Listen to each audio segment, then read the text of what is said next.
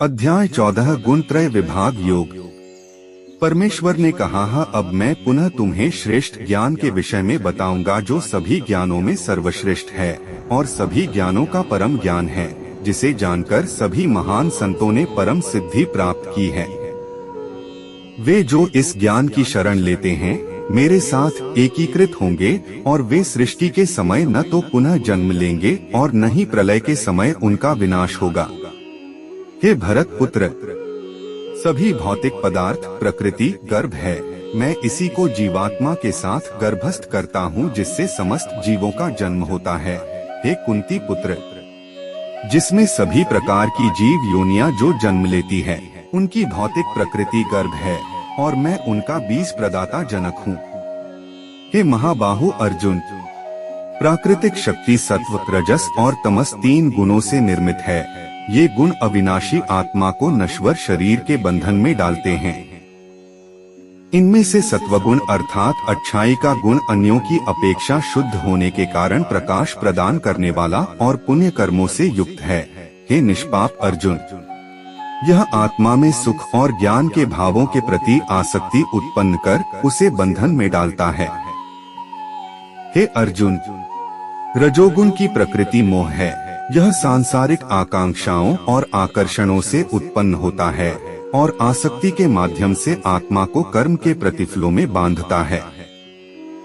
हे अर्जुन, तमोगुण जो अज्ञानता के कारण उत्पन्न होता है और देहधारियों जीवात्माओं के लिए मोह का कारण है, यह सभी जीवों को असावधानी, आलस्य और निद्रा द्वारा भ्रमित करता है। सत्वगुण सांसारिक सुखों में बांधता है, रजोगुण आत्मा को सकाम कर्मों की ओर प्रवृत्त करता है और तमोगुण ज्ञान को आच्छादित कर आत्मा को भ्रम में रखता है। कभी कभी सत्वगुण रजोगुण और तमोगुण को परास्त करता है और कभी कभी रजोगुण सत्वगुण और तमोगुण पर हावी हो जाता है और कभी कभी ऐसा भी होता है कि तमोगुण सत्वगुण और रजोगुण पर हावी हो जाता है। जब शरीर के सभी द्वार ज्ञान से आलोकित हो जाते हैं तब इसे सत्वगुण की अभिव्यक्ति मानो। जब रजोगुण प्रबल होता है तब हे अर्जुन, लोभ, सांसारिक सुखों के लिए परिश्रम, बेचैनी और उत्कंठा के लक्षण विकसित होते हैं।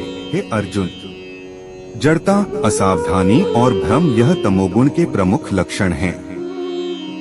जिनमें सत्वगुण की प्रधानता होती है वे मृत्यु पश्चात ऋषियों के ऐसे उच्च लोक में जाते हैं जो रजो और तमोगुण से मुक्त होता है। रजोगुण की प्रबलता वाले सकाम कर्म करने वाले लोगों के बीच जन्म लेते हैं और तमोगुण में मरने वाले पशुओं की प्रजातियों में जन्म लेते हैं। ऐसा कहा जाता है कि सत्वगुण में संपन्न किए गए कार्य शुभ फल प्रदान करते हैं। रजोगुण के प्रभाव में किए गए कर्मों का परिणाम पीड़ादायक होता है तथा तमोगुण से संपन्न किए गए कार्यों का परिणाम अंधकार है। सत्वगुण से ज्ञान उत्पन्न होता है, रजोगुण से लोभ और तमोगुण से अज्ञानता, प्रमाद और भ्रम उत्पन्न होता है। सत्वगुण में स्थित जीव ऊपर उच्च लोकों में जाते हैं, रजोगुणी मध्य में पृथ्वी लोक पर और तमोगुणी निम्न नरक लोकों में जाते हैं।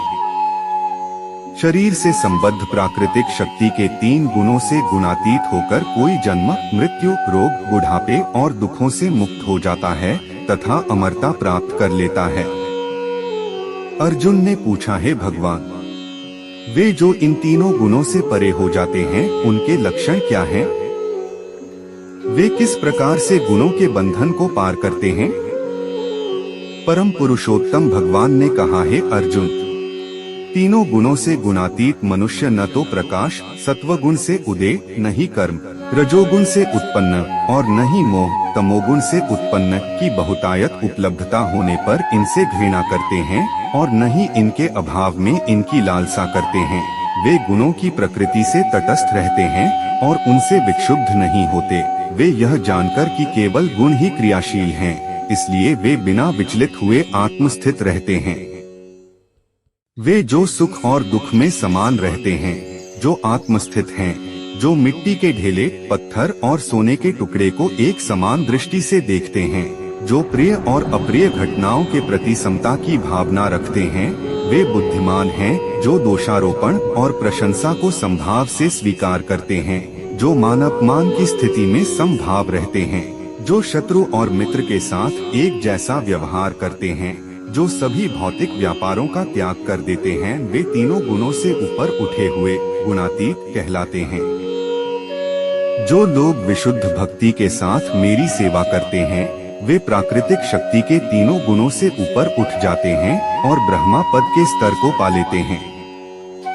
मैं ही उस निराकार ब्रह्मा का आधार हूँ, जो अमर, अविनाशी, शाश्वत धर्म और असीम दिव्य आनंद है।